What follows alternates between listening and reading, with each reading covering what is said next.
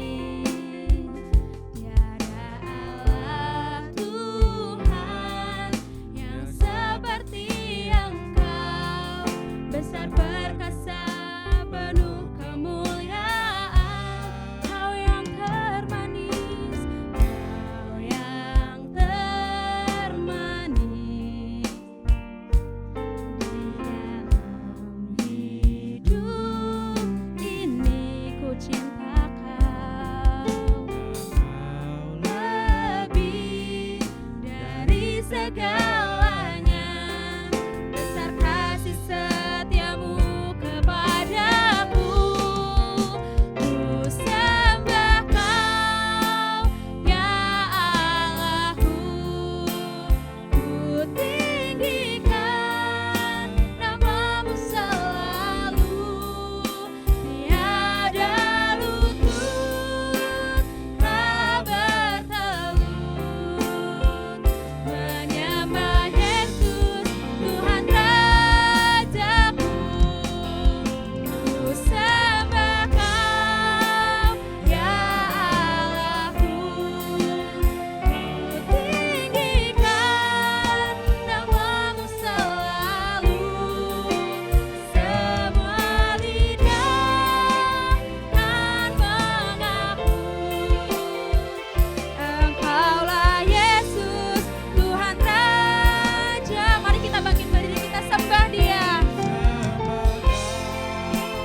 Ya Allahku, ku tinggikan nama-Mu selalu. Tiada lutut tak bertelut menyembah Yesus Tuhan Rajaku. Ku sembah Kau, ya Allahku. Ku tinggikan nama-Mu selalu. Semua lidah kan mengaku Engkaulah Yesus Tuhan Rajaku.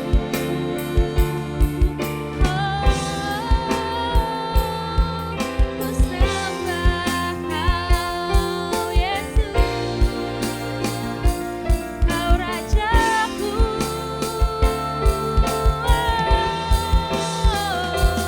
Haleluya,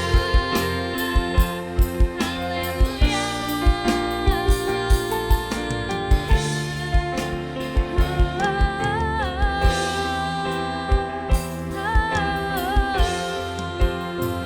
Mari sama-sama sembah Dia.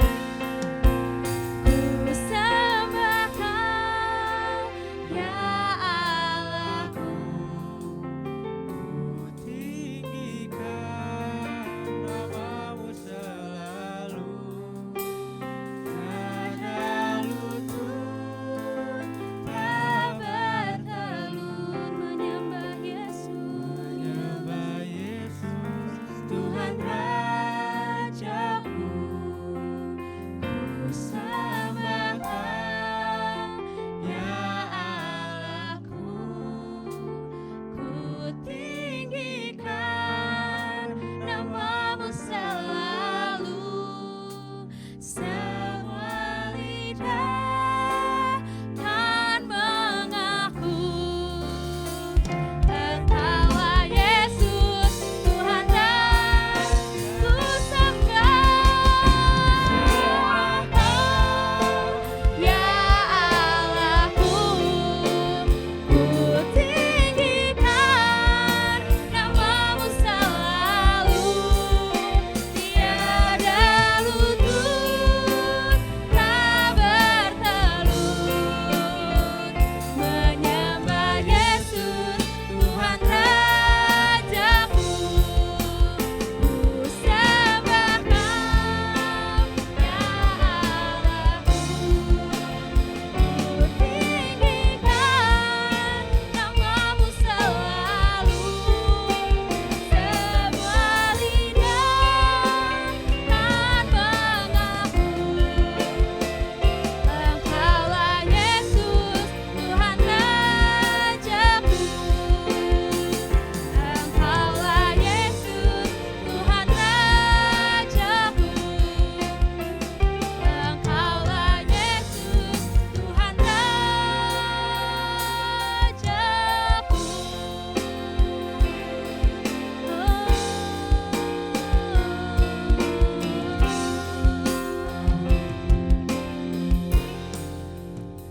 Mengucap syukur Tuhan, bila pada pagi hari ini kami bisa merasakan kebaikan-Mu Tuhan. Terima kasih Tuhan Yesus karena Engkau masih memberikan hari baru pada setiap kami. Engkau masih memberikan kami kesehatan, kekuatan untuk berkumpul di tempat ini, untuk memuji, memuliakan Engkau Tuhan. Itu semua bukan karena kekuatan kami, tapi itu semua karena berkat kemurahan-Mu Tuhan Yesus. Terima kasih Tuhan, dan kami mau pada pagi hari ini, kami pakai hari baru ini untuk memuliakan Engkau Tuhan Yesus. Terima kasih Tuhan Yesus atas kesetiaan-Mu pada setiap kami. Hadirlah dalam tengah-tengah kami Tuhan. Hadirlah di ibadah kami pada pagi hari ini. Kami rindu merasakan kuasa-Mu terjadi di tempat ini Tuhan. Kami rindu Engkau memeluk kami, menguatkan kami, memberikan kami penghiburan dan semangat yang baru yang datangnya daripada Engkau saja ya Tuhan.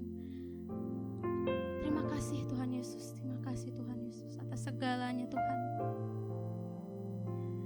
Hadirlah di tengah-tengah kami Tuhan. Berkati ibadah ini dari awal, pertengahan sampai pada akhirnya. Kami serahkan ke dalam tangan-Mu saja Tuhan Yesus. Terima kasih Tuhan. Hanya di dalam nama Tuhan Yesus setiap kita yang percaya, mari sama-sama katakan amin. Silakan duduk. Kita percaya bahwa kita memiliki Yesus yang dahsyat. Amin. Mari sama-sama kita memuji Tuhan. Kita katakan, Tuhan, Engkau yang terhebat, terbesar dan terdahsyat dalam hidup setiap kita.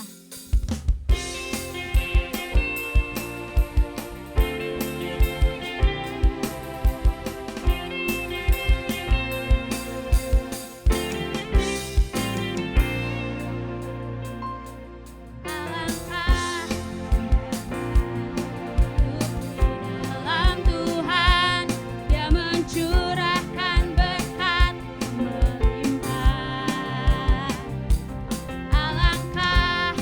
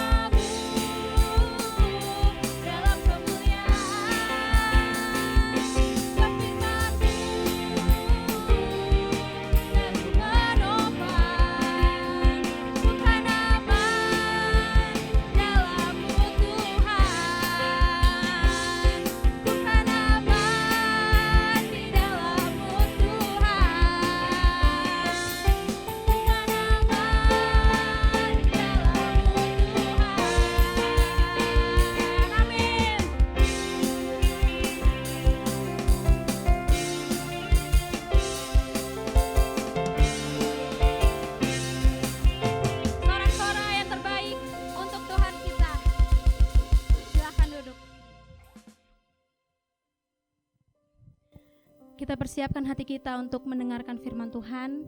Mari kita datang kepada Dia. Mari kita hampiri Dia, Tuhan yang menjadi kekuatan kita.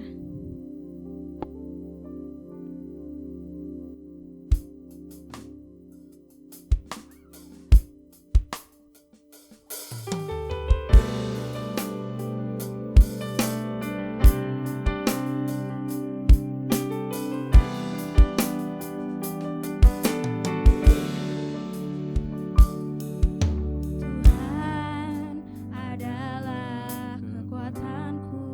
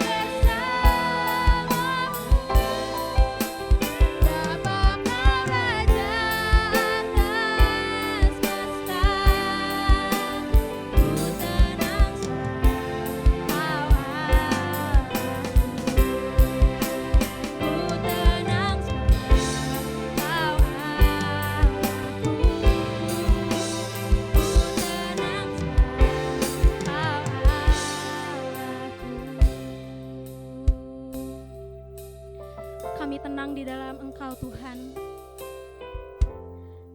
Sekalipun badai bergelora, seburuk apapun situasi kami Tuhan, kami hanya memandang Engkau, kami hanya mendengar firman-Mu Tuhan. Ketika firman-Mu berkata bahwa Engkau tidak akan sekali-kali meninggalkan kami, membiarkan kami percaya pada firman-Mu Tuhan. Kami tahu kami tidak sendirian Tuhan, Engkau yang melingkupi kami dan menaungi setiap kami Tuhan. Kami mengucap syukur Tuhan Yesus atas kebaikan-Mu, atas janji firman-Mu Tuhan. Tidak henti-hentinya kami mengucap syukur Tuhan kepadamu. Terima kasih Tuhan. Dan pada pagi hari ini kami ingin datang kepadamu Tuhan. Kami ingin mendengar firman-Mu Tuhan. Biarlah Engkau hadir dalam hati kami Tuhan. Berbicaralah kepada kami, tegur kami, ajar kami Tuhan. Agar setiap kami semakin dekat lagi kepadamu Tuhan Yesus. Hanya di dalam Engkau saja Tuhan kami merasa aman, kami merasa kuat. Hanya di dalam Engkau saja ya Tuhan. Terima kasih Tuhan Yesus. Kami berdoa untuk Bapak Pendeta Andri yang akan membawakan firman Tuhan. Biarlah firman ini dapat menjadi berkat untuk setiap kami. Dan berkati juga anak-Mu yang akan membacakan ayat firman Tuhan. Berkati juga setiap kami Tuhan yang akan mendengarkan. Singkirkanlah segala kuasa yang hendak mengganggu jalannya ibadah ini Tuhan. Kami hanya ingin fokus mendengar firman-Mu saja Tuhan Yesus. Terima kasih Tuhan. Hanya di dalam nama Tuhan Yesus kami telah berdoa dan mengucap syukur. Haleluya, amin. Silakan duduk. Puji Tuhan. Selamat pagi saudara sekalian. Bagaimana hari ini bagi kita semua, bagi saudara sekalian, saya percaya Tuhan tetap terus mengasihi kita. Tetapi saya ingin bertanya pada saudara, apakah saudara pernah kecewa tidak? Saya rasa semua orang pernah kecewa ya. Dari sejak kecil kita sering kali kecewa. Pada waktu saya masih kecil, mama saya nyuruh kami, saya dan kakak saya, adik-adik saya belum lahir, itu untuk duduk di meja makan dan di kursi meja makan dan akan makan. Kita suruh ngambil nasi. Terus ini dari aromanya kok kayak ayam panggang ini. Yang bakal keluar nih dari dapur. Ternyata yang keluar cuma tempe goreng. Tempe goreng ada sih temennya telur goreng. Saya tanya mana ayam panggangnya mama? Ayam panggang apa? Kan ini aromanya ayam panggang. Itu tetangga sebelah yang masak. Jadi memang kadang-kadang kita kecewa ya. Dari sejak kecil kita bisa kecewa. Kita bisa kecewa kepada siapa saja. Kita bisa kecewa kepada teman kerja kita. Kita bisa kecewa kepada klien kita. Kita bisa kecewa kepada pembeli, pada penjual. Kita bisa kecewa kepada orang tua kita. Kita bisa kecewa kepada suami kita. Kita bisa kecewa kepada istri kita, bahkan ada banyak orang tua yang juga kecewa kepada anak-anaknya. Wah, anak saya ini sudah dibesarkan sampai dengan perjuangan yang luar biasa, kok hasilnya begini ya, setelah besar kok dia begini ya, mengecewakan. Tapi apakah kita bisa kecewa pada Tuhan Yesus? Bukankah Tuhan Yesus itu adalah sosok yang sempurna, yang sangat baik? Bukankah Tuhan Yesus adalah sosok yang sangat mengetahui hati kita, mengetahui keinginan kita bahkan. Perlu kita ketahui salah satu hal yang paling berbahaya di akhir zaman bagi kita gereja Tuhan adalah kecewa kepada Tuhan. Apalagi pada akhir zaman ini banyak sekali tekanan di dalam hidup kita. Banyak sekali masalah dalam kehidupan kita. Banyak sekali persoalan dalam kehidupan kita. Banyak sekali ancaman dalam kehidupan kita. Dan kita sebagai orang percaya, kita sebagai orang yang beriman pada Tuhan, tentu saja kita akan berteriak, minta tolong kepada Tuhan. Tentu saja kita akan bersandar kepada Tuhan. Tentu saja kita karena beriman pada Tuhan, tentu saja kita akan mengandalkan Tuhan sebagai gereja Tuhan. Di akhir zaman ini, banyak sekali hal-hal yang luar biasa. Hari ini masih tetap suasananya COVID-19. Di mana-mana situasi berubah. Semua orang yang kita temui semua memakai masker. Maskernya bermacam-macam. Ada yang masker tipis tapi indah, ada yang masker tebal dan menyesakkan. Macam-macam maskernya juga. Dan di setiap restoran, setiap toko dan sebagainya ada wastafel di luar. Dulu kan nggak pernah ada seperti itu. Belum apa-apa kita sudah dicek suhu badan kita. Ya kalau ngeceknya pakai alat sensor yang langsung kita lewat langsung ada tayangannya di TV-nya di situ bahwa kita dalam kondisi suhu badannya normal, ya nggak apa-apa. Kadang-kadang mesti ya memakai alat seperti ya tembakan begitu. Udah bagus ini. Orang mau naik kereta api harus dites dulu, dilakukan tes dengan harga yang mahal. Ada yang protes juga, karcis kereta api berapa, ongkos tesnya ini berapa, jadi totalnya sekian.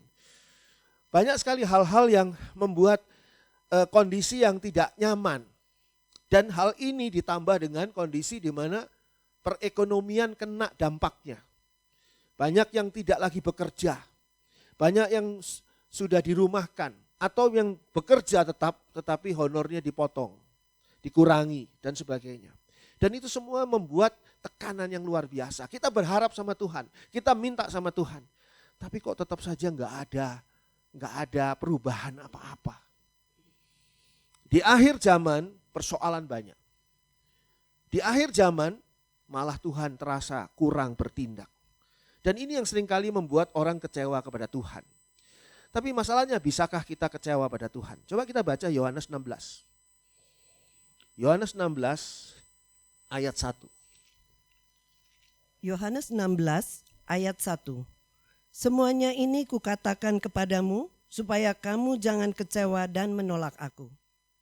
Tuhan Yesus itu orang yang paling fair. Sehingga Tuhan Yesus memberitahukan bahwa kita itu bisa kecewa loh kepada Tuhan Yesus.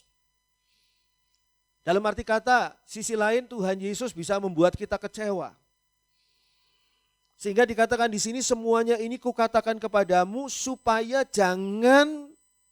kamu jangan kecewa. Sebab kalau kecewa nanti akhirnya menolak aku. Bahaya. Akhir zaman ini merupakan waktu-waktu yang sudah tinggal sedikit lagi kita akan sampai pada keselamatan yang dijanjikan. Kita akan sampai pada surga.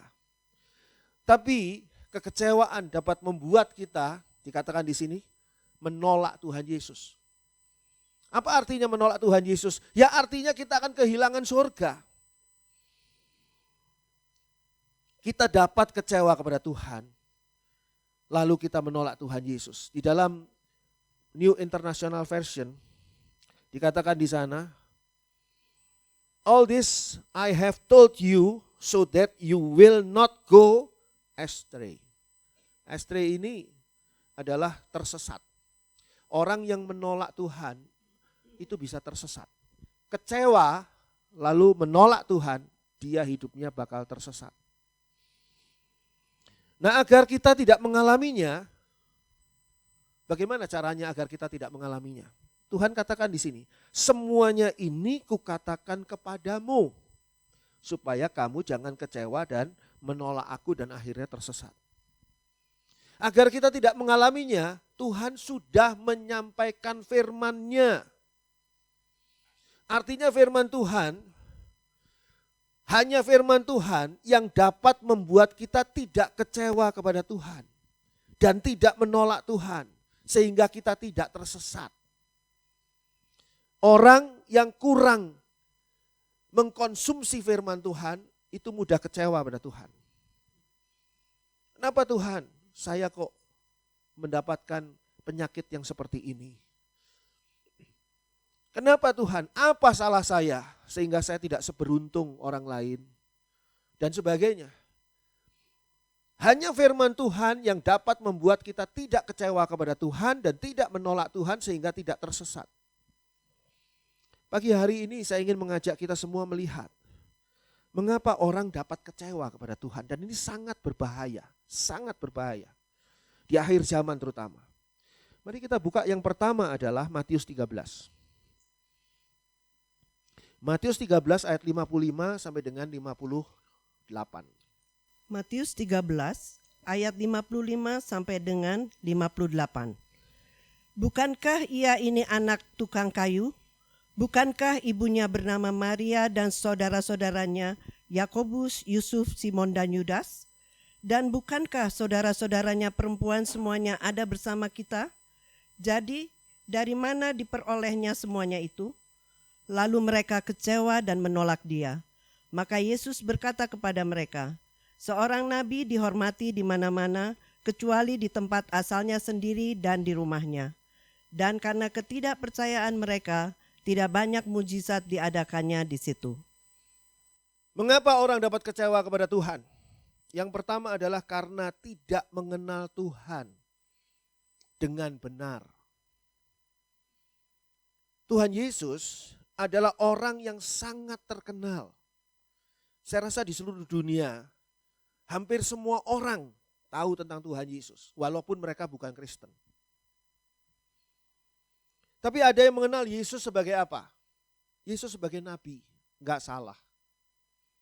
Ada yang mengenal Yesus sebagai guru, enggak keliru. Ada juga yang mengenal Yesus itu sebagai filsuf, ahli filsafat, benar juga. Ada yang mengenal Yesus sebagai orang bijak. Atau ada yang mengenal Yesus sebagai orang baik. Itu semua benar. Ada yang mengenal Yesus sebagai orang yang banyak pengikutnya, pemujanya. Enggak salah juga. Tapi mereka tidak mengenal Yesus secara benar. Tidak mengenal Yesus secara lengkap. Jangan-jangan gereja Tuhan, kita juga tidak mengenal Yesus secara benar dan secara lengkap. Kalau tidak kenal Yesus dengan benar, maka seperti ini. Ayat 55. Bukankah ia ini anak tukang kayu? Yusuf memang tukang kayu. Dan mungkin secara kartu keluarga, Yesus ditulis di situ sebagai anaknya Yusuf. Yusuf tukang kayu. Jadi perkataan ini benar. Bukankah ia ini anak tukang kayu? Ada benarnya juga. Bukankah ibunya bernama Maria? Nggak salah. Dan saudara-saudaranya Yakobus, Yusuf, Simon dan Yudas. Betul, itu adik-adiknya Yesus. Itu anak kandung darah dagingnya dari Yusuf. Kalau Yesus adalah anak Allah yang dilahirkan, dititipkan di dalam kandungannya Maria untuk dilahirkan. Ayat 56, dan bukankah saudara-saudaranya perempuan semuanya ada bersama kita? Betul sekali, meskipun nggak disebut namanya. Tuhan Yesus punya saudara-saudara laki, Yakobus, Yusuf, Simon, dan Yudas. Dan punya beberapa saudara perempuan. Jadi dari mana diperolehnya semuanya itu? Saudara kalau mau tahu dari mana diperolehnya semua itu, bagaimana caranya? Kalau saudara melihat teman saudara punya jaket bagus gitu. Saudara suka, saudara bisa tanya loh, kamu beli di mana? Kan gitu kan. Jangan main asumsi, jangan main tuduh. Pasti kamu nyolong. Wajahmu wajah kriminal. Jangan main tuduh, tanyalah. Tapi mereka tidak tanya. Mereka tidak tanya kepada Yesus dari mana Yesus memperoleh semua kemampuan yang luar biasa yang dimilikinya itu. Lalu mereka mengatakan begini, pada ayat 57, reaksi mereka begini. Lalu mereka kecewa dan menolak dia. Saya beritahu pada saudara, setiap orang sebelum kenal pada saudara, dia sudah punya satu penilaian sendiri kepada saudara. Dan dia punya harapan pada saudara. Jadi kalau saudara berkenalan dengan seseorang, baru kenal nih, saudara sudah berharap orang ini kira-kira, apalagi kalau misalnya saudara hadir di seminar ya, di seminar ilmiah gitu.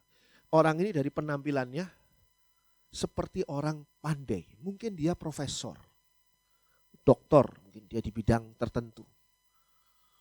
Kenalan dan saudara berbicara banyak, mungkin saudara sudah keluarkan kartu nama, supaya saudara dikenal oleh orang ini, profesor ini, doktor ini dan sebagainya. Ternyata dia cuma office boy yang agak tua memang di tempat seminar itu. Saudara kecewa berat. Siapa yang salah? Ya karena belum apa-apa kita sudah memprediksi orang ini pantasnya. Orang ini pantasnya bisa menjadi suami saya. Orang ini pantasnya bisa menjadi istri saya. Saudara deketi dia, saudara mulai lebih akrab dan semakin saudara mempunyai banyak sekali harapan. Dan ternyata pernikahan yang diawali dengan banyak sekali harapan, nanti di ujung-ujungnya diakhiri dengan banyak kekecewaan. Seringkali begini, perbedaan antara suami dan istri sebelum menikah atau memasuki pernikahan. Suami berharap istri jangan pernah berubah. Ya cantiknya, ya badannya, jangan berubah. Kamu begini terus ya. Sementara suami berpikir begitu, istri berpikir lain. Dia berpikir, saya berharap suami saya berubah. Atau calon suami saya ini kalau sudah menikah dengan saya berubah. Bisa bangun pagi, rajin, bekerja, nggak main game terus, dan sebagainya. Ternyata suaminya tidak berubah dan istrinya berubah. Istrinya berubah jadi tidak seperti itu gitu ya, secara fisik. Dan suaminya ternyata tidak berubah, sampai tua juga masih mainan, masih nggak ada tanggung jawabnya. Nggak pernah ngasih uang buat operasional rumah tangga. Suami-suami yang nggak pernah ngasih uang operasional rumah tangga, kalian sudah fail loh sebagai suami. Loh tapi saya nggak punya kerjaan Pak, harus cari, Tuhan pasti berkati. Suami itu tugasnya itu mencari nafkah kok. Tuhan pasti berkati, jangan khawatir. Jangan mau kalah dengan aturan atau hal yang seharusnya dilakukan. Kecewa orang. Diharapkan pasangan yang mengasihi dia, ternyata mengasihinya cuma di awal-awal pernikahan. Di bagian-bagian akhirnya boro-boro mengasihi, membuang, kecewa. Diharapkan setia, awal-awal setia, lama-lama enggak setia, kecewa.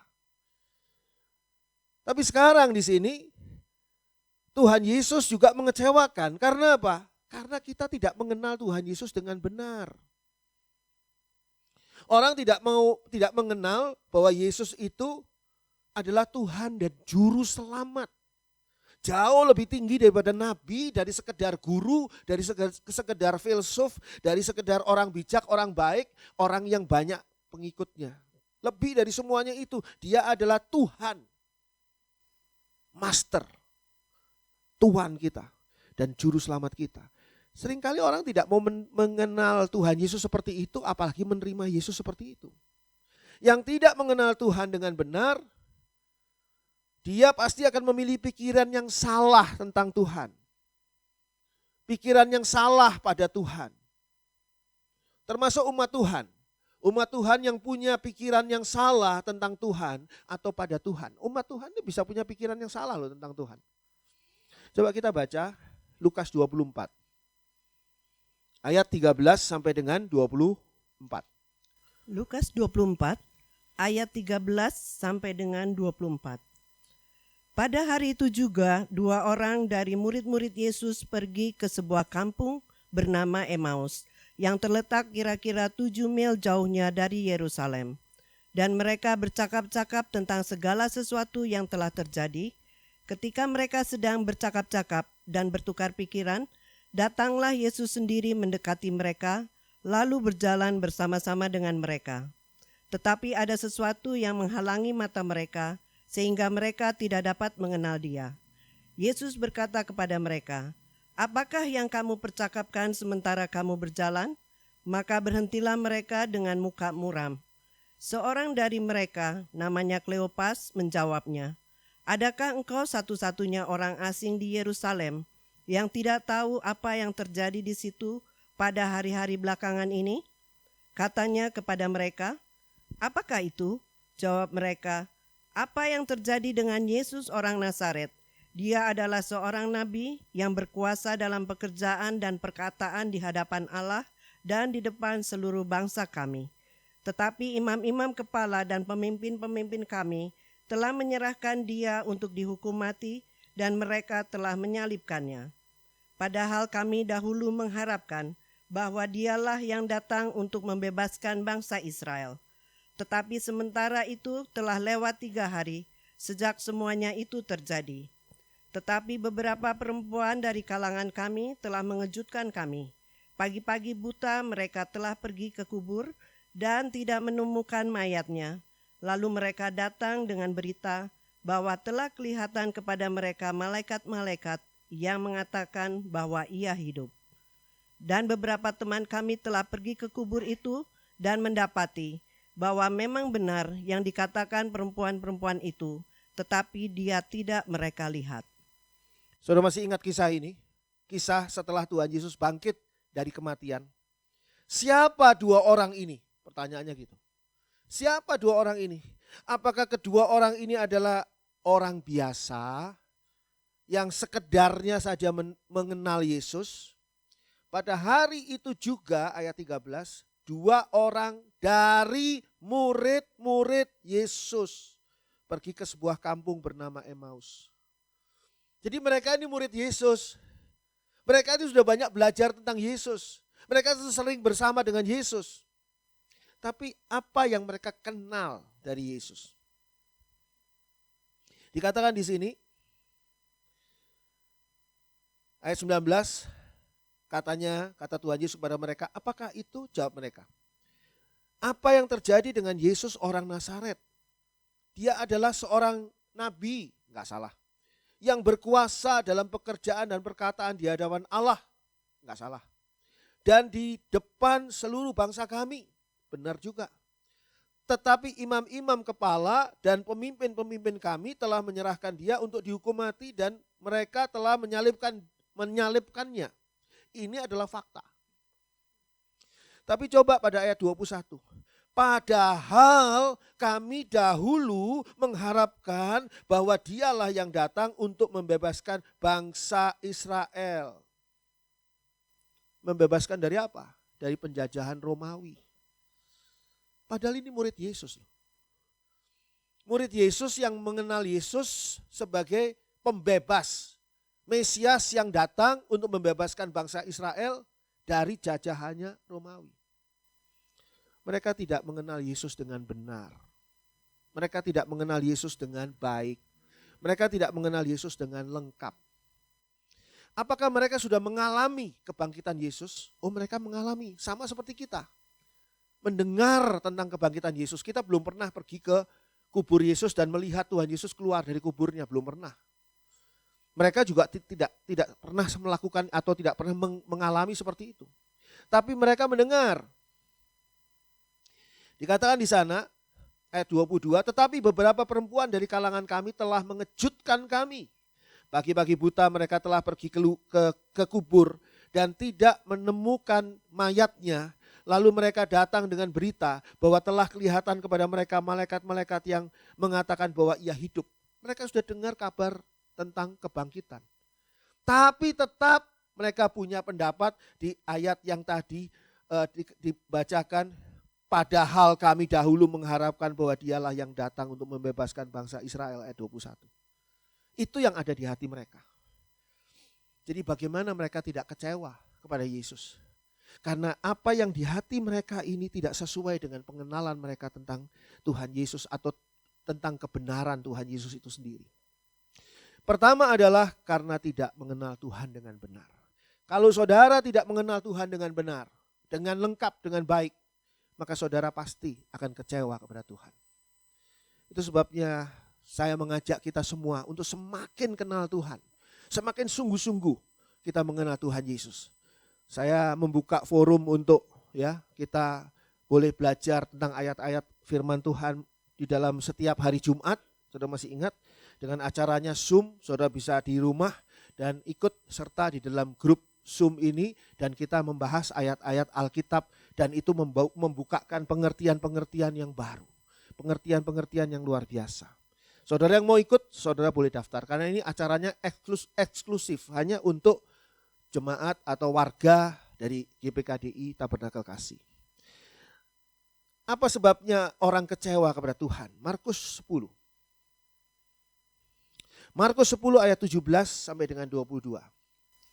Markus 10 ayat 17 sampai dengan 22. Pada waktu Yesus berangkat untuk meneruskan perjalanannya, datanglah seorang berlari-lari mendapatkan dia dan sambil bertelut di hadapannya, ia bertanya, "Guru yang baik, apa yang harus kuperbuat untuk memperoleh hidup yang kekal?" Jawab Yesus, "Mengapa kau katakan aku baik? Tak seorang pun yang baik selain daripada Allah saja. Engkau tentu mengetahui segala perintah Allah, jangan membunuh, jangan berzina, jangan mencuri, jangan mengucapkan saksi dusta, jangan mengurangi hak orang, hormatilah ayahmu dan ibumu." Lalu kata orang itu kepadanya, "Guru, semuanya itu telah kuturuti sejak masa mudaku." Tetapi Yesus memandang dia dan menaruh kasih kepadanya, lalu berkata kepadanya, "Hanya satu lagi kekuranganmu. Pergilah, jualah apa yang kau miliki dan berikanlah itu kepada orang-orang miskin. Maka engkau akan beroleh harta di sorga. Kemudian datanglah kemari dan ikutlah aku." Mendengar perkataan itu, ia menjadi kecewa, lalu pergi dengan sedih sebab banyak hartanya. Mengapa orang dapat kecewa kepada Tuhan? Hal yang kedua adalah karena tidak bisa menerima firman Tuhan. Tidak bisa menerima perintah Tuhan. Siapa orang ini yang dikisahkan di sini? Orang ini mempunyai kualitas rohani yang baik. Coba saudara simak di sana pada ayat 17. Pada waktu Yesus berangkat untuk meneruskan perjalanannya, datanglah seorang berlari-lari mendapatkan dia. Jadi orang ini tuh sangat merindukan Yesus. Enggak datangnya jalan enggak, tapi berlari-lari mendapatkan Yesus. Dan sambil bertelut. Yesus itu tidak berpenampilan, tidak berpakaian megah, mewah seperti seorang raja, tidak. Tapi orang ini tahu bahwa Yesus ini adalah lebih daripada orang biasa. Sehingga bertelut dan mengatakan begini, "Guru yang baik, apa yang harus ku perbuat untuk memperoleh hidup yang kekal?" Yang menjadi pertanyaan dari orang ini bukan pertanyaan ecek-ecek, bukan pertanyaan yang sederhana, bukan pertanyaan yang sifatnya duniawi, bukan pertanyaan-pertanyaan yang biasa saja, bukan. Perhatikan di sana. Dikatakan, apa yang harus kuperbuat untuk memperoleh hidup yang kekal? Orang mungkin bertanya begini, apa yang harus kuperbuat supaya aku bahagia? Apa yang harus aku perbuat supaya aku sukses?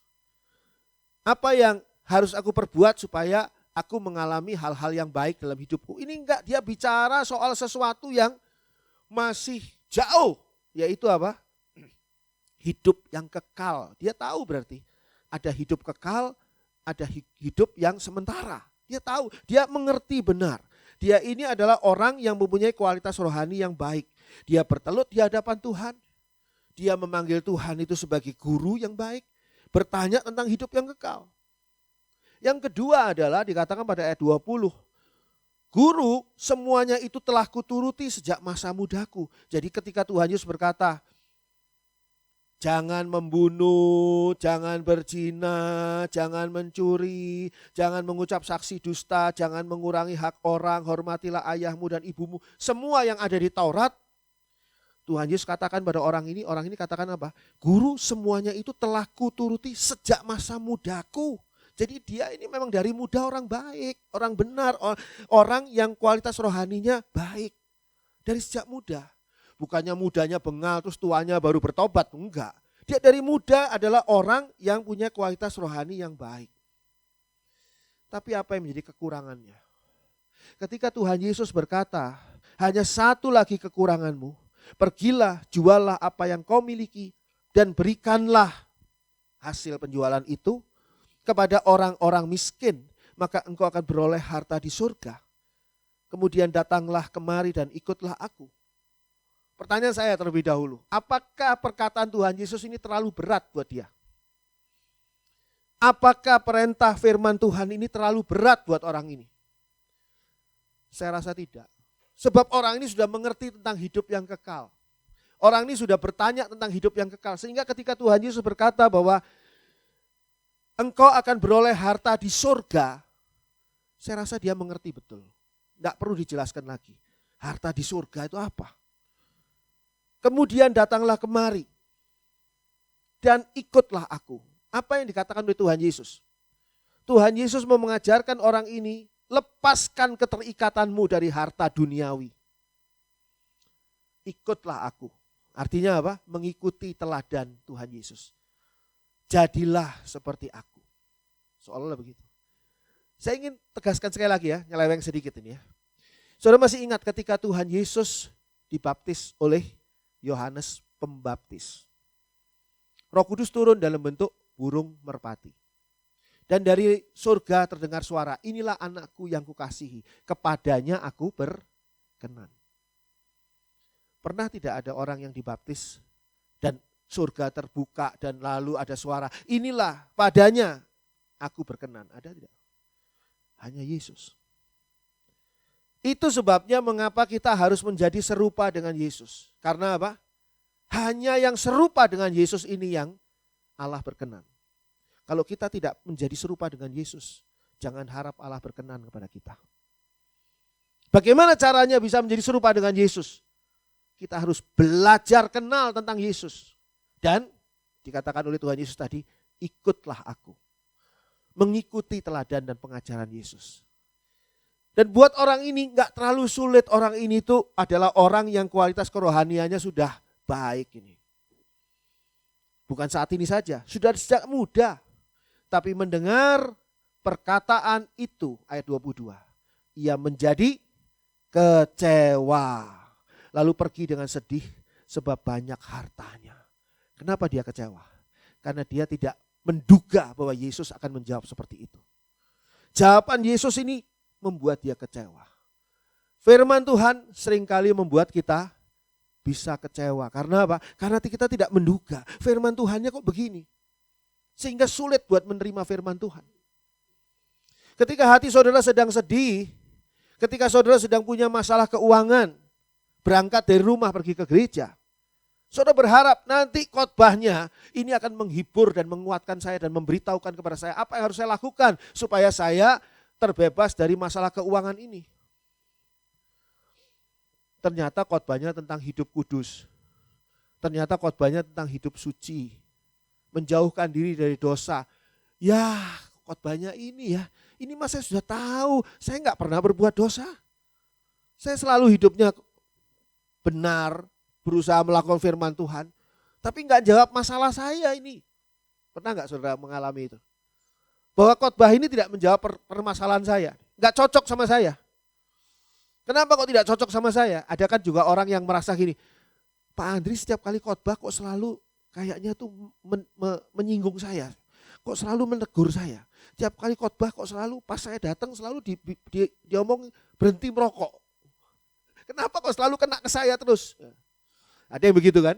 Tapi ada juga yang kalau khotbah ini kok nggak kena apa-apa. Saya nggak terjawab apa-apa.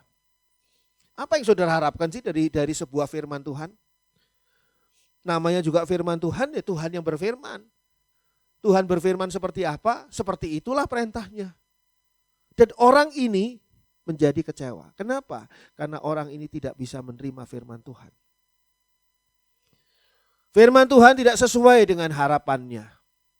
Coba kita bandingkan dengan Yohanes 6. Yohanes 6 ayat 60 sampai 66. Yohanes 6 ayat 60 sampai dengan 66. Sesudah mendengar semuanya itu, banyak dari murid-murid Yesus yang berkata, "Perkataan ini keras, siapakah yang sanggup mendengarkannya?" Yesus yang di dalam hatinya tahu bahwa murid-muridnya bersungut-sungut tentang hal itu, berkata kepada mereka, "Adakah perkataan itu menggoncangkan imanmu? Dan bagaimanakah jikalau kamu melihat Anak Manusia naik ke tempat di mana ia sebelumnya berada? Rohlah yang memberi hidup, daging sama sekali tidak berguna. Perkataan-perkataan yang kukatakan kepadamu adalah roh dan hidup. Tetapi di antaramu ada yang tidak percaya. Sebab Yesus tahu dari semula siapa yang tidak percaya dan siapa yang akan menyerahkan dia. Lalu ia berkata, sebab itu telah kukatakan kepadamu, tidak ada seorang pun dapat datang kepadaku kalau Bapa tidak mengaruniakannya kepadanya. Mulai dari waktu itu banyak murid-muridnya mengundurkan diri dan tidak lagi mengikut dia. Siapakah mereka? Apakah mereka orang awam? Di mana Tuhan Yesus duduk di atas bukit dan berkhotbah di atas bukit pada orang-orang awam? Oh bukan, mereka ini murid-murid Yesus. Dikatakan pada ayat 60, sesudah mendengar semuanya itu, banyak dari murid-murid Yesus. Jadi pada waktu itu banyak sekali murid-murid Yesus. Semuanya itu kategorinya murid Yesus. Yang berkata begini, perkataan ini keras, siapakah yang sanggup mendengarkannya? Loh, harapannya apa tadinya? Harapannya itu perkataan Yesus itu lemah lembut. Harapannya perkataan Yesus itu meninabobokkan mereka. Kok firman Tuhan yang keras seperti ini ditolak? Saya datang ke gereja ini bukan untuk menambahi beban hidup saya. Kok saya datang ke gereja jadi beban ya, tambah beban. Harusnya kan beban saya hilang. Orang yang mengharap seperti itu, orang itu akan kecewa. Sebab yang namanya firman Tuhan adalah sesuai dengan apa yang Tuhan mau firmankan. Tuhan itu bukan orang yang kita sewa untuk bercerita sesuatu, mengatakan sesuatu yang menyejukkan telinga saya, bukan. Tuhan itu harusnya kita undang dan mengatakan Tuhan berfirmanlah kepadaku, terserah Tuhan mau firman apa. Yesus yang di dalam hatinya tahu, ayat 61, bahwa murid-muridnya bersungut-sungut tentang hal itu. Berkata kepada mereka, adakah perkataan itu menggoncangkan imanmu? Dan bagaimanakah jikalau kamu melihat anak manusia naik ke tempat di mana ia sebelumnya berada? Perkataan Tuhan Yesus ini sama sekali adalah perkataan yang memang levelnya murid-murid. Bukan untuk orang awam, bukan. Sehingga Yesus berkata begini, rohlah yang memberi hidup, daging sama sekali tidak berguna. Itu murid-murid sudah ngerti. Apa itu roh, apa itu daging. Perkataan-perkataan yang kukatakan kepadamu adalah roh dan hidup. Ngerti murid-murid. Meskipun gak ngerti sekali ya mungkin, tapi ngertilah. Tetapi di antaramu ada yang tidak percaya. Ini loh kelemahannya nih. Jumat kemarin kita di Zoom membahas tentang perbedaan antara belief, trust, sama faith. Perbedaannya itu luar biasa jauhnya. Kalau orang bisa percaya, itu terjemahnya Indonesia percaya semua. Kalau orang bisa percaya kepada Yesus dalam arti kata trust, itu sudah bagus.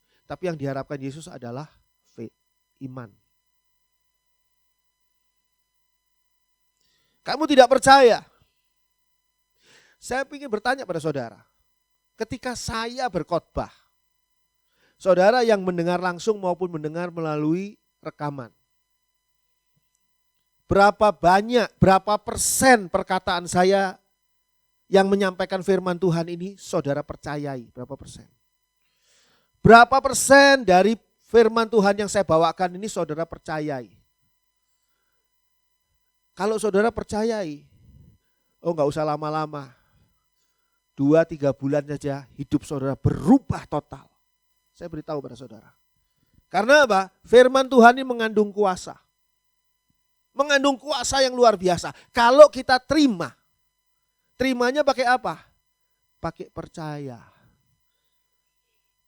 Percaya pada sesuatu yang bahkan belum terjadi, itu iman. Bukan trust. Percaya pada sesuatu yang belum terbukti. Surga itu belum saudara nikmati loh. Saudara percaya ada surga tidak?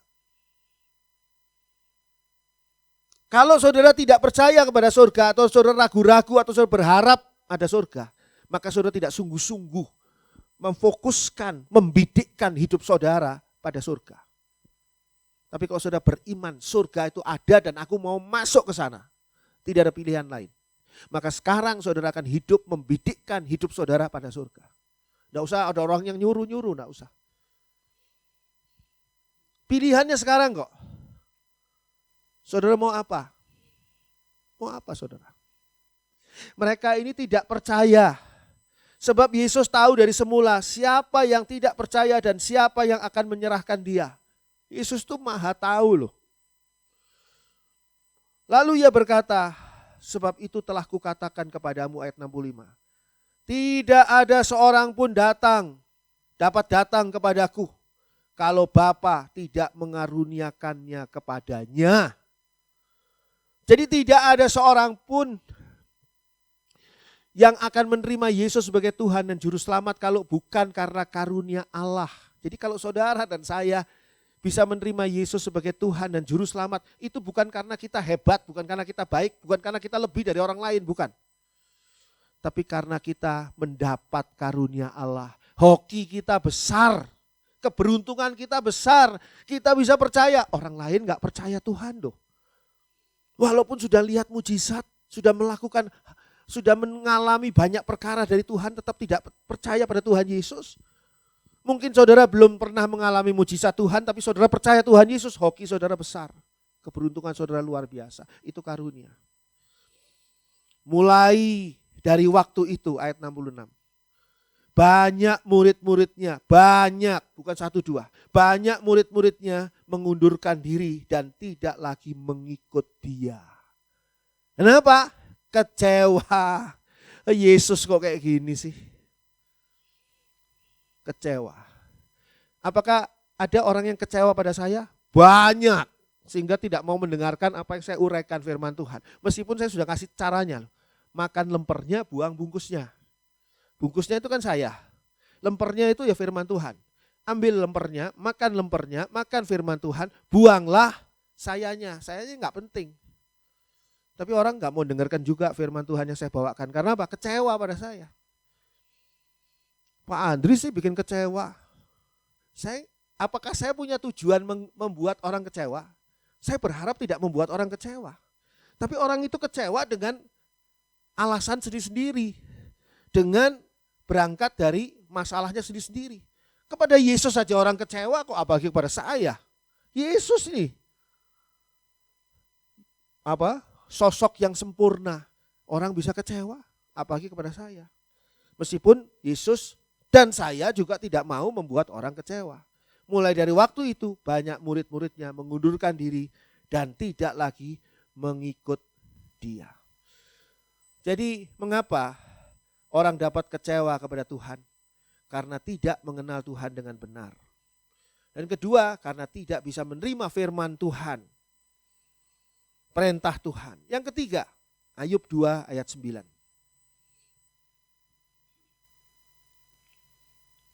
Ayub 2 ayat yang ke-9.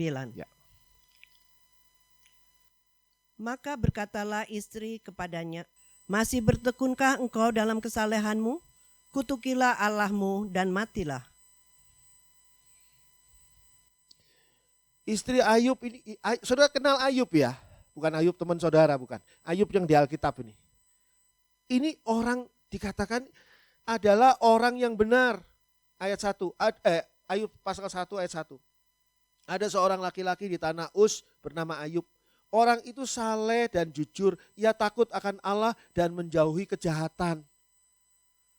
Ini adalah kurikulum vitae-nya Ayub. Orang baik. Dan Ayub ini menikah sama istrinya ini bukan baru kemarin sore menikahnya. Udah lama. Jadi istrinya ini juga banyak belajar dari Ayub yang orang baik. Istrinya Ayub ini banyak sekali belajar tentang Tuhan. Tapi Ayub itu orang yang saleh. Sangat menyembah Tuhan. Pasti istrinya juga diajak sama Ayub untuk menyembah Tuhan. Tapi mungkin istrinya punya harapan-harapan lain kepada Tuhan. Dan ketika Ayub mengalami pada hari itu seluruh anak-anaknya mati, semua anak-anaknya mati, seluruh hartanya habis, hilang, sebagian terbakar, sebagian dirampok.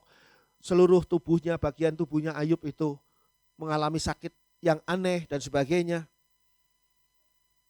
Istrinya Ayub berkata begini pada ayat 9 tadi, maka berkatalah istrinya kepadanya, masih bertekunkah engkau dalam kesalehanmu? Kutukilah Allahmu dan matilah. Istri macam apa ini? Istri itu adalah penolong yang sepadan. Dihadirkan oleh Tuhan sebagai penolong bagi suaminya. Kalau suaminya sedang risau, sedang gundah, sedang baper, bukannya malah dijebloskan sekalian si suaminya ini. Harusnya dikuatkan. Ayo mas, pak, yuk kita doa yuk. Tuhan pasti nolong kita. Harusnya kan gitu istri. Ini malah kutukilah Allahmu. Kenapa? Karena dia kecewa. Dia tidak setuju dengan keputusan Tuhan. Mengapa orang suka kecewa pada Tuhan? Karena tidak setuju dengan keputusan Tuhan. Menganggap Tuhan itu berlaku tidak adil. Tuhan itu berlaku jahat. Ayub ini kan orang baik. Saya ini kan orang baik. Kenapa kok Tuhan perlakukan begini ke saya? Apa salah saya? Itu teman saya, itu saudara saya orang jahat, gak pernah ke gereja dan sebagainya. Hidupnya enak, senang, anak-anaknya sehat. Kenapa justru anak saya yang tidak sehat? Kenapa justru saya yang mengalami kondisi perekonomian seperti ini? Orang lain kok enggak?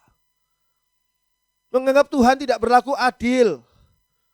Tuhan berlaku jahat kepadanya. Saudara pernah enggak merasa begitu? Tuhan ini enggak adil, Tuhan ini. Tuhan ini jahat. Kok saya diperlakukan begini? Dia tidak setuju dengan keputusan Tuhan. Saya ingin ingatkan sekali lagi, Tuhan itu yang maha kuasa. Apapun keputusannya, tidak ada yang bisa membantah. Apapun keputusannya. Tidak ada yang bisa mengkoreksi keputusan Tuhan. Enggak ada. Orang bisa kecewa kepada Tuhan karena keputusan Tuhan yang tidak sesuai dengan apa yang dibayangkan, yang diharapkan. Kekasihnya sakit dan diharapkan apa? Tuhan menyembuhkan. Panggil pendeta untuk doakan. Pendeta doakan, besoknya malah mati. Saya sering loh membuat kecewa orang. Karena ketika saya doain, besoknya mati orang itu. Dan orang itu seolah merasa menyesal. Wah tahu gitu gak didoain Pak Andri, nanti mati. Padahal itu adalah justru berkat Tuhan yang luar biasa. Dia bebas dari penyakitnya dan dia sudah berada di pangkuan Abraham. Dia sudah berada di Firdaus dalam tempat yang nyaman. Udah gak ada COVID di sana di pangkuan Abraham. Abraham juga gak pakai masker. Kita di sini masih harus pakai masker. Didenda lagi kalau gak pakai masker. Tapi kenapa Tuhan ini orang yang saya kasihi ini kok Tuhan putuskan untuk meninggal dunia? Kenapa enggak orang itu si orang jahat itu? Lu ada jemaat mudah-mudahan saudara tidak kenal. Saya rasa saudara tidak kenal. Yang mertuanya jahatnya luar biasa. Dan dia selalu dibela oleh suaminya yang baik. Dilindungi oleh suaminya yang baik. Mereka tinggal satu rumah sama-sama.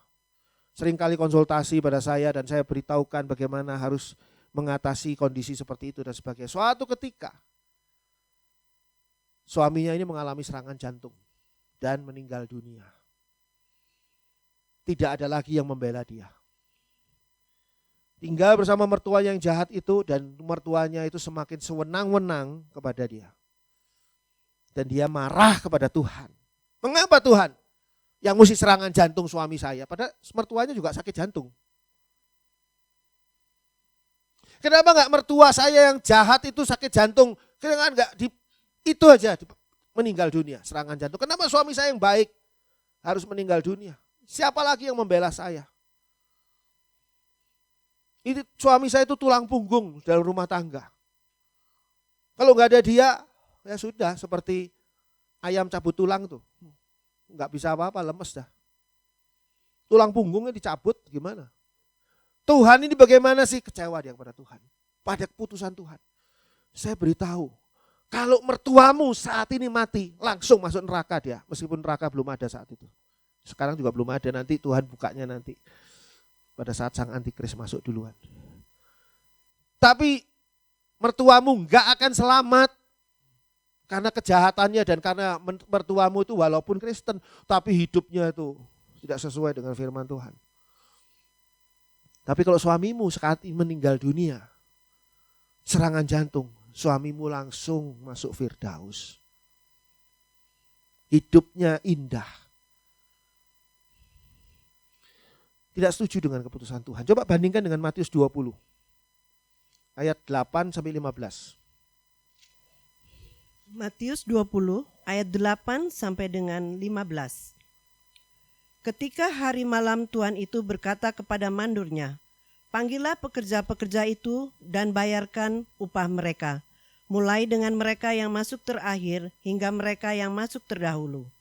Maka datanglah mereka yang mulai bekerja kira-kira pukul 5 dan mereka menerima masing-masing 1 dinar.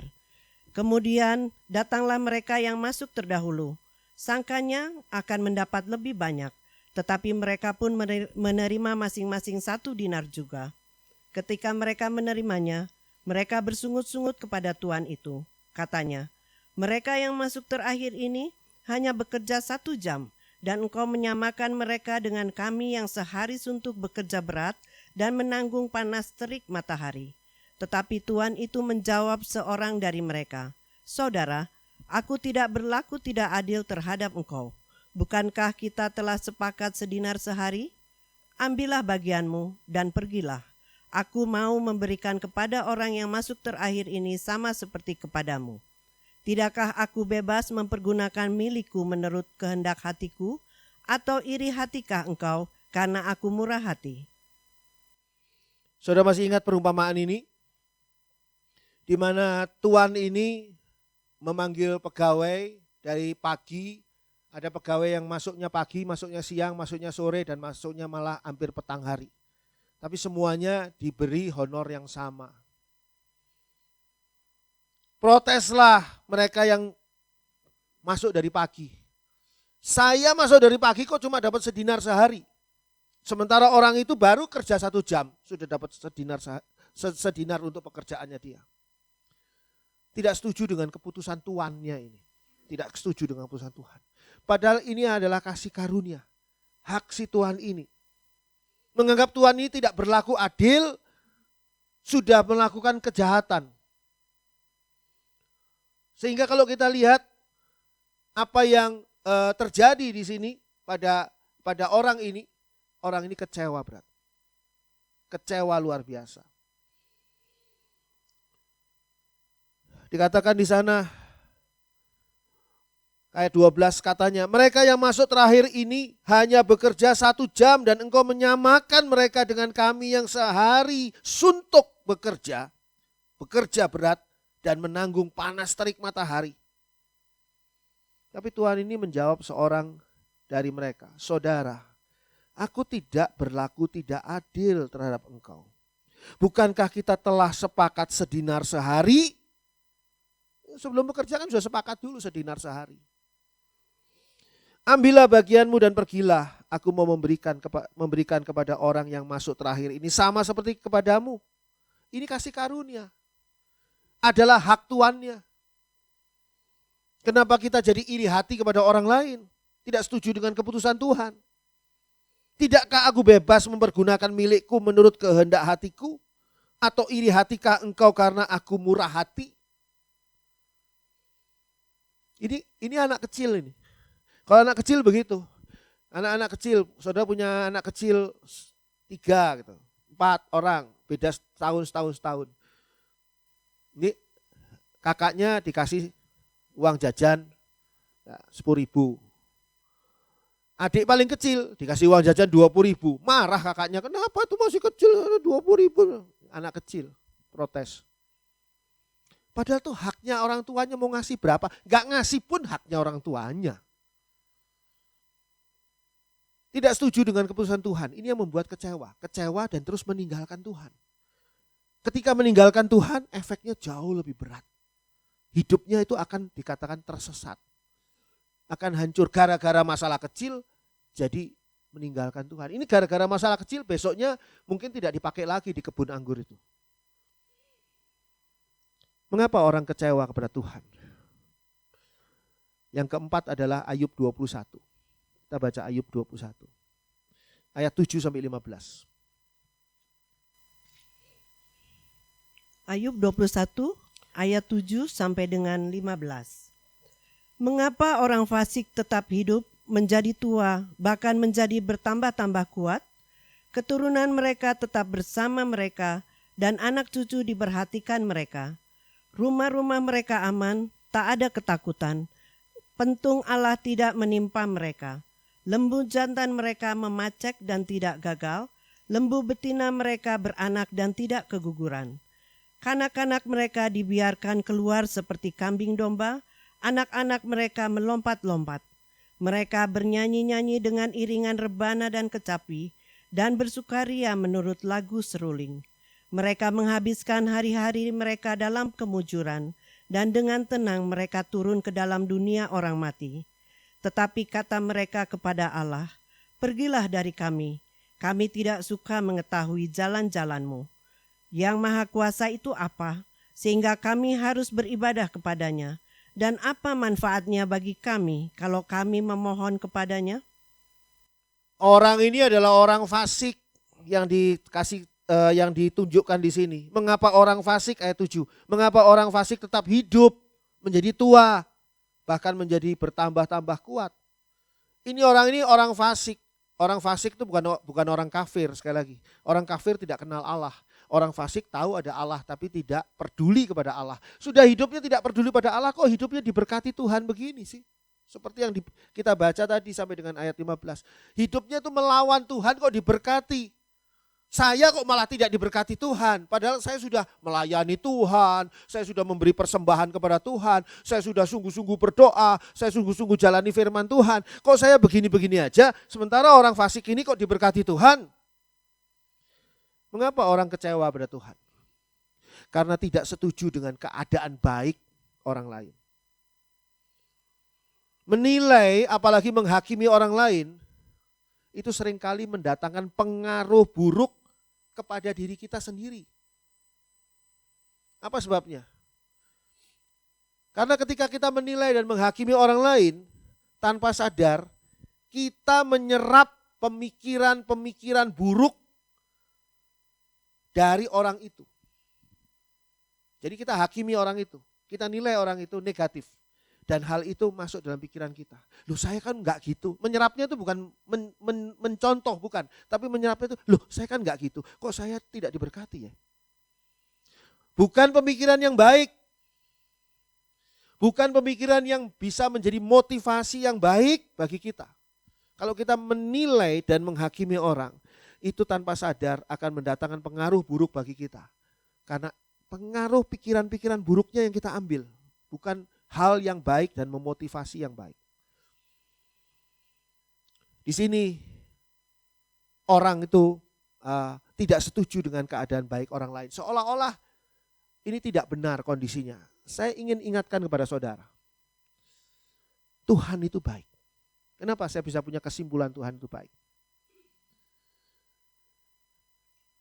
Bayangkan ya. Kita ini seringkali melakukan hal yang tidak baik di depan mata Tuhan. Sementara Tuhan tetap melakukan yang baik di belakang kita.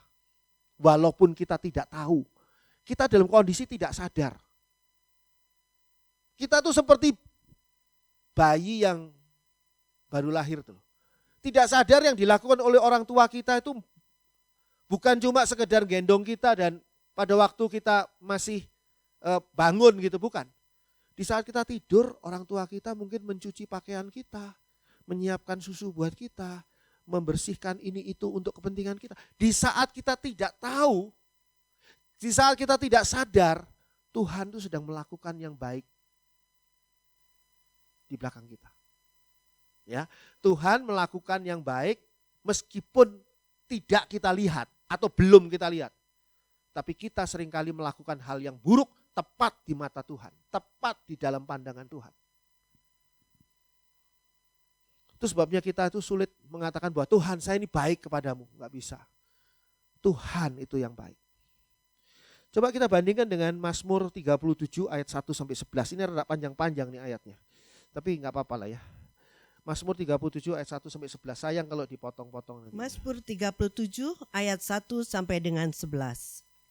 Dari Daud, jangan marah karena orang yang berbuat jahat, jangan iri hati kepada orang yang berbuat curang, sebab mereka segera lisut seperti rumput dan layu seperti tumbuh-tumbuhan hijau. Percayalah kepada Tuhan dan lakukanlah yang baik. Diamlah di negeri dan berlakulah setia. Dan bergembiralah karena Tuhan, maka Ia akan memberikan kepadamu apa yang diinginkan hatimu. Serahkanlah hidupmu kepada Tuhan dan percayalah kepadanya, dan Ia akan bertindak. Ia akan memunculkan kebenaranmu seperti terang, dan hakmu seperti siang. Berdiam dirilah di hadapan Tuhan dan nantikanlah Dia. Jangan marah karena orang yang berhasil dalam hidupnya, karena orang yang melakukan tipu daya. Berhentilah marah dan tinggalkanlah panas hati itu. Jangan marah, itu hanya membawa kepada kejahatan. Sebab orang-orang yang berbuat jahat akan dilenyapkan, tetapi orang-orang yang menanti-nantikan Tuhan akan mewarisi negeri. Karena sedikit waktu lagi, maka lenyaplah orang fasik. Jika engkau memperhatikan tempatnya, maka ia sudah tidak ada lagi. Tetapi orang-orang yang rendah hati akan mewarisi negeri dan bergembira karena kesejahteraan yang berlimpah-limpah. Mungkin kita tidak punya waktu buat menguraikan ayat-ayat ini yang begini panjang dan begitu luar biasa. Tapi saya sarankan saudara di rumah baca ulang ayat ini. Baca ulang Mazmur 37 ayat 1 sampai 11. Pelan-pelan, resapi. Nanti saudara akan mendapat berkat yang luar biasa. Saya ingin tutup khotbah ini dengan Mazmur 88. Saya baca sendiri saja ya. Mazmur 88 ayat 14 dan 15. Mazmur 88 ayat 14 dan 15. Tetapi aku ini ya Tuhan, kepadamu aku berteriak minta tolong. Dan pada waktu pagi doaku datang ke hadapanmu. Mengapa ya Tuhan kau buang aku, kau sembunyikan wajahmu daripadaku? Alasan kelima mengapa orang kecewa pada Tuhan adalah karena doanya tidak diperdulikan Tuhan. Merasa bahwa doanya tidak diperdulikan Tuhan. Saya ingatkan, doa itu bukan instruksi. Bukan perintah kepada Tuhan yang harus memperdulikan kita. Doa itu adalah permohonan dengan iman. Iman yang penuh harapan dari siapa? Dari debu, yaitu kita. Kepada yang maha kuasa yaitu Tuhan. Sehingga di dalam doa kita harus menyerahkan diri sepenuhnya. Terserah Tuhan, pasrah kepada Tuhan. Apa yang akan Tuhan jawab dalam doa kita. Sehingga kita akan bisa menerima apapun yang menjadi jawaban doa dari Tuhan. Bapa, kalau boleh lalukanlah cawan ini daripadaku, kata Tuhan Yesus, doa Tuhan Yesus di Taman Getsemani. Tapi bukan kehendakku yang terjadi, tapi kehendakmu Tuhan yang terjadi. Pasrah Tuhan. Tuhan berikan keinginannya dia, kalau boleh cawan murka Allah ini gak usah diminum oleh Yesus. Tapi jangan kehendakku Tuhan, kehendakmu yang terjadi. Apakah doa Tuhan Yesus di Taman Getsemani dikabulkan Allah? Siapa yang jawab dikabulkan? Angkat tangan. Saya saja yang ngomong ini, yang angkat tangan. Doa Tuhan Yesus di Taman Getsemani dikabulkan Allah. Kenapa? Jangan kehendakku Bapa, tapi kehendakmu. Dan itu dikabulkan Allah. Puji Tuhan, amin.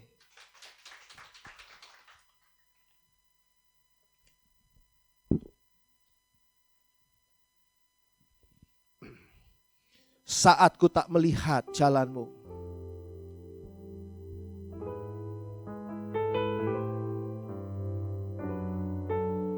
saat ku tak mengerti,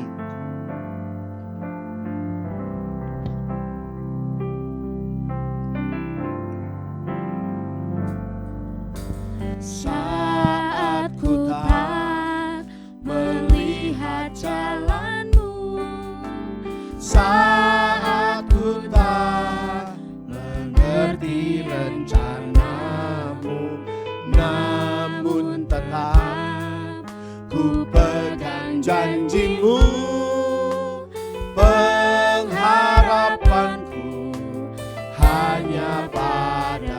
saat ku tak melihat jalan.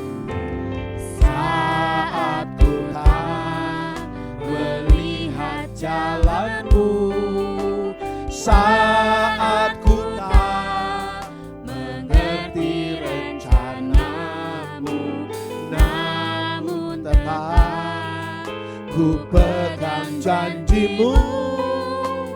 Pengharapanku hanya padamu. Mari kita bangkit berdiri. Hatiku percaya. Hatiku percaya.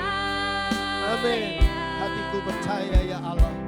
Hatiku Percaya.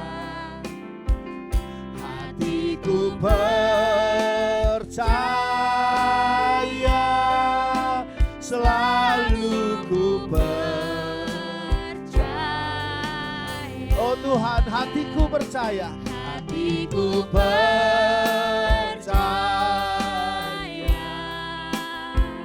Hatiku percaya. Yesus Tuhan. Hatiku percaya. Selalu ku percaya. Hatiku percaya. Hatiku percaya Tuhan. Hatiku percaya. Hatiku percaya.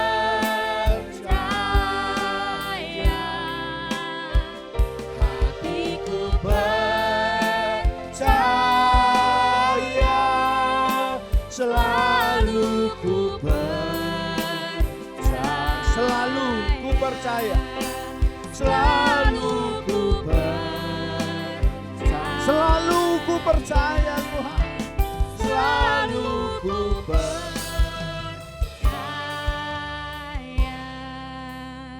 Bapa di dalam surga, kami mengucap syukur untuk Tuhan Yesus yang baik. Apapun yang kami alami hari ini, apapun yang kami hadapi hari ini, kami percaya Tuhan Yesus adalah Tuhan yang baik. Tuhan Yesus sedang melakukan sesuatu yang baik bagi kami. Walaupun saat ini kami belum mengetahuinya, belum menyadarinya. Tapi kami tahu Tuhan, tidak pernah Tuhan Yesus melakukan yang buruk bagi kami. Tidak ada satu bagian buruk pun yang Tuhan Yesus rencanakan untuk menjadi bagian hidup kami. Tuhan Bapa di dalam surga, ampuni kami. Jika di waktu-waktu yang lalu kami pernah kecewa kepada Tuhan. Ampuni kami jika di waktu-waktu yang lalu kami seringkali mempunyai hati yang ingin berontak kepada Tuhan. Ampuni kami ya Bapa. Ampuni kami. Bapa di dalam surga, ampuni semua kebodohan kami, semua ketidaktahuan kami, semua hal yang membuat kami mudah ditipu oleh kuasa kegelapan. Sehingga kami merasa Tuhan tidak ada artinya apa-apa dalam hidup kami. Sekarang kami mengerti, firman-Mu menjelaskan kepada kami, Tuhan, Engkau adalah Tuhan yang sungguh baik. Sekarang kami sadar, banyak hal yang Tuhan sudah persiapkan dalam hidup kami. Untuk kami nanti ke depan, kami merasakan menikmati segala sesuatu yang Tuhan sudah persiapkan. Dan kami akan mengucap syukur yang tidak habis-habisnya ketika kami mengalami semua itu yang Tuhan saat ini sedang sediakan yang baik bagi kami. Kami serahkan hidup kami ke dalam tangan-Mu Tuhan. Kami serahkan kekurangan-kekurangan kami ke dalam tangan-Mu ya Bapa. Kami serahkan semua kelemahan, kegagalan kami, ketidakberdayaan kami, ketidakmampuan kami, situasi kami yang buruk, kami serahkan ke dalam tangan Tuhan. Kami percaya Tuhan, Engkau adalah Bapa yang baik. Engkau adalah Tuhan yang baik, yang mengasihi kami lebih dari apa yang kami dapat sadari. Terima kasih Bapa. Kami mengucap syukur. Di dalam nama Tuhan Yesus Kristus kami berdoa. Haleluya. Amin. Puji Tuhan, silakan duduk. Tiba saatnya kita untuk memberikan persembahan. Mari kita memberikan yang terbaik. Selamat memberikan persembahan. Tuhan Yesus memberkati.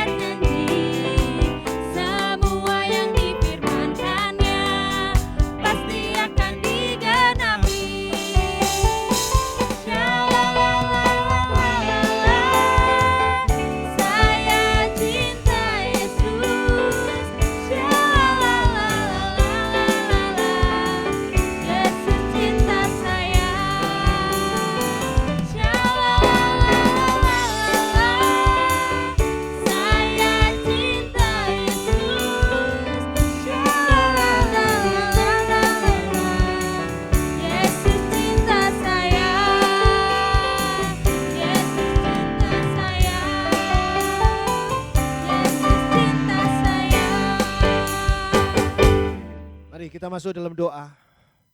Bapa dalam surga, kami mengucap syukur karena kami boleh diberi kesempatan, diberi kemampuan untuk beribadah pada hari ini di tempat ini. Kami mengucap syukur, ini kemurahan Tuhan yang luar biasa.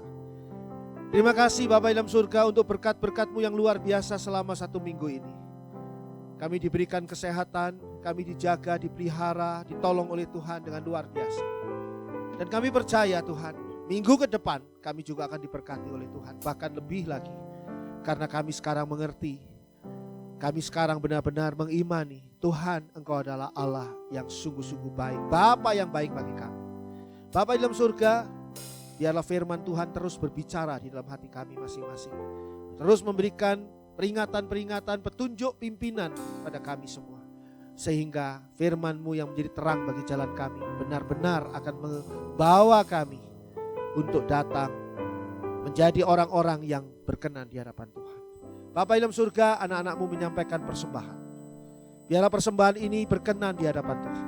Sucikan, kuduskan persembahan ini boleh menjadi hal baik yang akan digunakan oleh gereja ini di dalam pelayanan. Bapa dalam surga, berkati mereka yang sudah memberi persembahan ini dengan berkat Tuhan berkelimpahan. Rumah tangganya, keluarganya Tuhan berkati. Kesehatannya Tuhan berkati. Pekerjaan, karir, tugas, tanggung jawab, pelayanannya semua Tuhan berkati.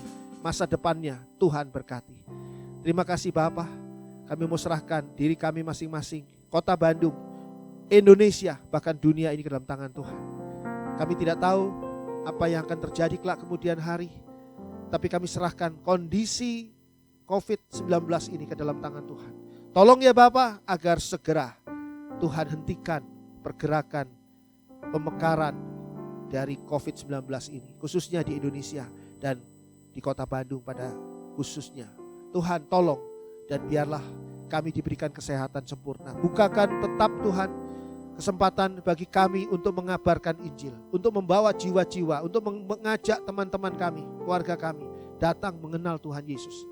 Tolong ya Bapa, agar di dalam minggu depan, minggu-minggu yang akan datang, kami boleh membawa keluarga kami untuk datang ke gereja ini, dan mereka boleh menerima berkat Tuhan sebagaimana kami menerima berkat Tuhan di sini. Terima kasih Bapa dalam surga.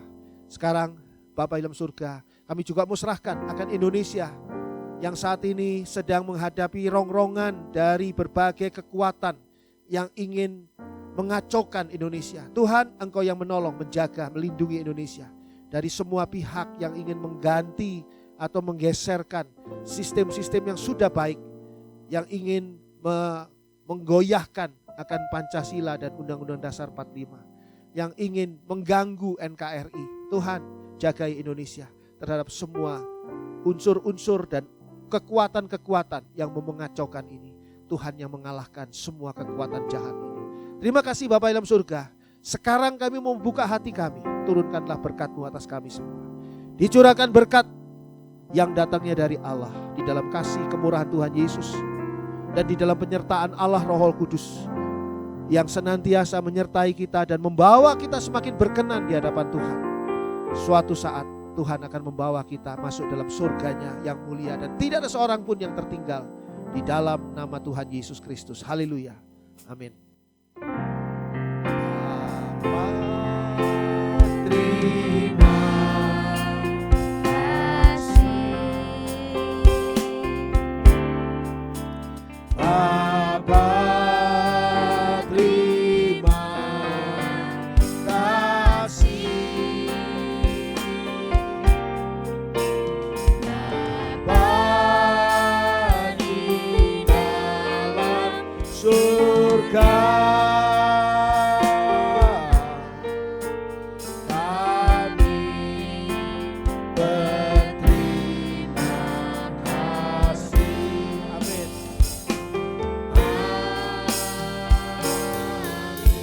Silakan duduk, kita bersaat teduh sejenak.